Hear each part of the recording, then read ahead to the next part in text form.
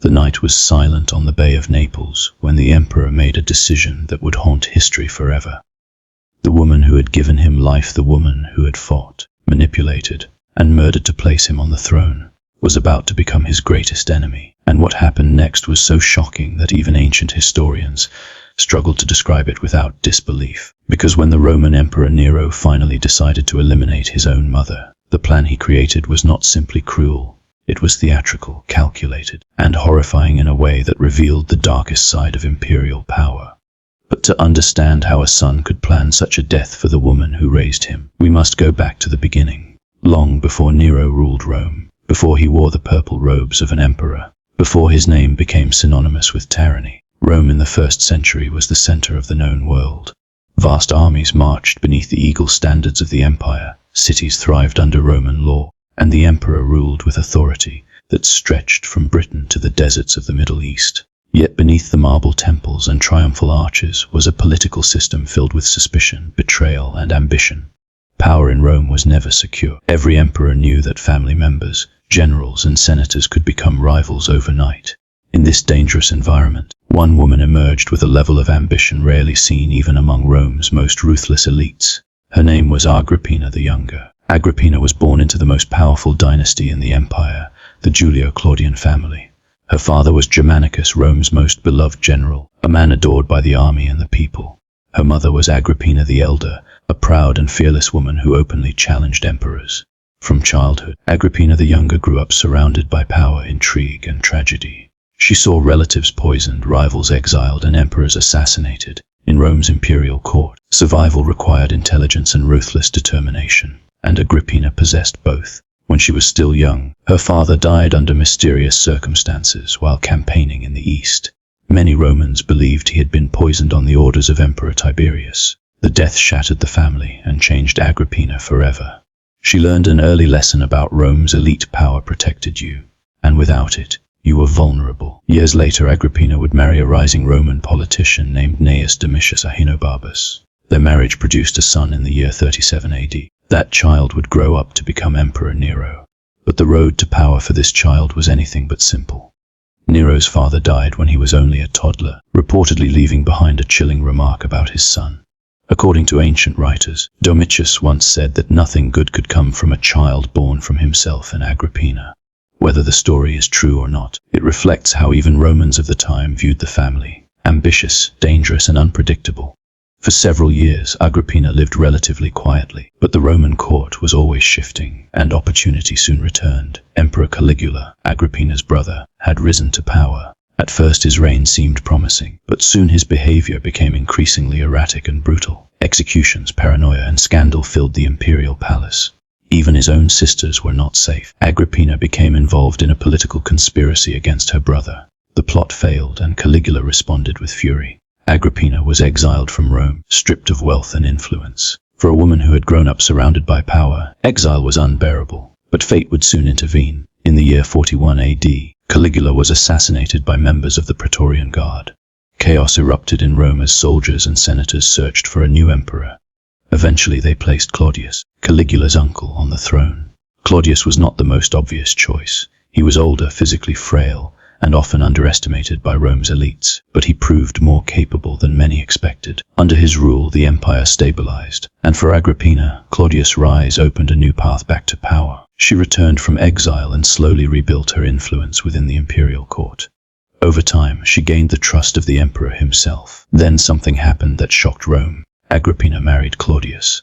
The marriage was controversial for one simple reason: Claudius was her uncle. Roman society had strong taboos against such unions, but the emperor pushed the marriage through with support from the Senate.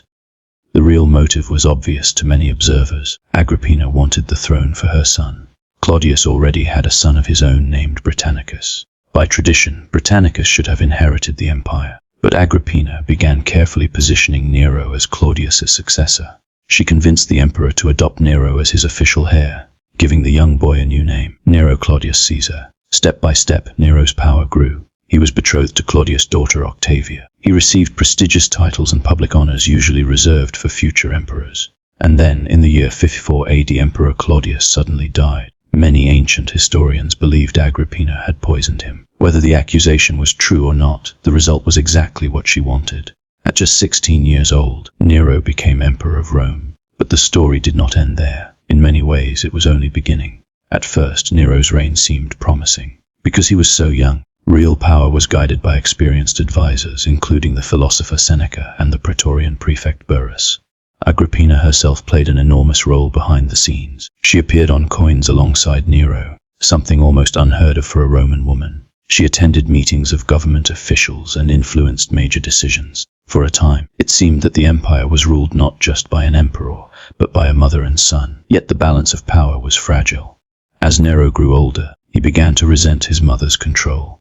Agrippina had spent years manipulating events to secure the throne for him, but she had no intention of fading quietly into the background. Their relationship slowly deteriorated. Arguments became frequent. Nero wanted independence, while Agrippina wanted authority. Advisors began to worry that the situation could turn deadly. And in Rome's imperial court, family conflicts often ended in blood. The tension worsened when Nero fell in love with a woman named Poppaea Sabina. Poppaea was ambitious and intelligent, and she quickly realized that Agrippina stood in the way of her influence over the emperor. According to ancient writers, Poppaea encouraged Nero to distance himself from his mother. Agrippina responded by reminding Nero that his position depended on her.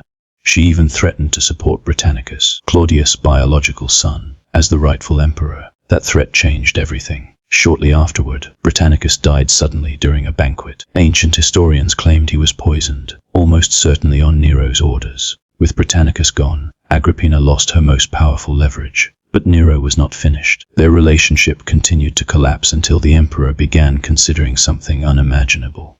He decided his mother had to die, yet killing the woman who had placed him on the throne was politically dangerous. Agrippina was still popular among many Romans, and a simple execution might provoke outrage. So Nero planned something far more elaborate. He invited Agrippina to visit him during a festival on the Bay of Naples. The meeting appeared warm and affectionate. Nero greeted his mother with kindness, even embracing her in front of witnesses. But behind the smiles, a deadly plan was waiting. Nero arranged for Agrippina to return home by sea in a specially designed boat. It was not an ordinary vessel. The ship had been secretly constructed to collapse at sea. The plan was simple. Once Agrippina sailed away from the shore, part of the boat would break apart, throwing her into the water where she would drown. The accident would appear tragic but natural. But history rarely follows the plans of tyrants. Late at night, as the ship sailed across the dark water, the mechanism triggered. The boat collapsed, killing several passengers instantly. Yet Agrippina survived. She managed to swim to shore under cover of darkness and returned to her villa. When Nero heard the news, panic spread through the palace. The plan had failed. And now Agrippina knew her son had tried to kill her. What happened next would become one of the most infamous moments in Roman history. Nero realized there was only one option left. If his mother lived, she could expose the assassination attempt and turn Rome against him. So he sent soldiers to her villa. When they arrived, Agrippina reportedly understood immediately why they had come. According to the historian Tacitus, she gave a final, chilling command. She told the soldiers to strike her womb, the place that had given birth to Nero. Moments later, the emperor's own mother lay dead. News spread quickly across Rome. Some were horrified. Others remained silent, knowing the dangers of criticizing an emperor capable of murdering his own family. But Nero's rule would never be the same. Many Romans believed that after Agrippina's death, Nero's behavior grew increasingly unstable and cruel. Executions multiplied, political opponents vanished. The emperor devoted more time to artistic performances and extravagant spectacles than governing the empire. Then came the catastrophe that would forever define his legacy. In the year 64 AD, a massive fire erupted in Rome. For days the flames raged through the city, destroying homes, temples, and entire neighborhoods. Rumors spread that Nero himself had ordered the fire to clear land for a grand palace. Whether true or not, the accusation damaged his reputation beyond repair. To shift blame, Nero accused a small religious group called Christians of starting the fire. The resulting persecutions were brutal and shocking even by Roman standards. By the late 60s AD, revolts began breaking out across the empire. Generals and governors no longer trusted the emperor. In 68 AD, the Senate declared Nero an enemy of the state. Abandoned by allies and hunted by enemies, the once powerful ruler fled Rome. Facing capture and execution, Nero took his own life at the age of 30. With his death, the Julio-Claudian dynasty came to an end. But the story of Nero and Agrippina remained one of the most disturbing chapters in Roman history. A mother who manipulated the empire to crown her son. A son who ultimately chose power over family. Their relationship shaped the fate of Rome itself. And centuries later, historians still debate the deeper meaning behind their story. Was Agrippina the true architect of the tragedy, raising a son destined for tyranny? Or did Nero's own ambition transform him into something far darker than anyone imagined? Perhaps the truth lies somewhere in between, because the history of Rome is filled with powerful figures, ruthless decisions, and violent struggles for control. But few stories capture the dangerous nature of absolute power more vividly than the moment an emperor decided that even his own mother stood in the way of his rule. In the end, Nero may have eliminated the threat he feared most, yet the consequences of that decision echoed through history, because the empire he inherited through his mother's ambition eventually collapsed under the weight of his own. And the story of Nero and Agrippina remains a chilling reminder that in the halls of power, loyalty can vanish, ambition can destroy families, and sometimes the greatest enemy of a ruler is the one who raised him.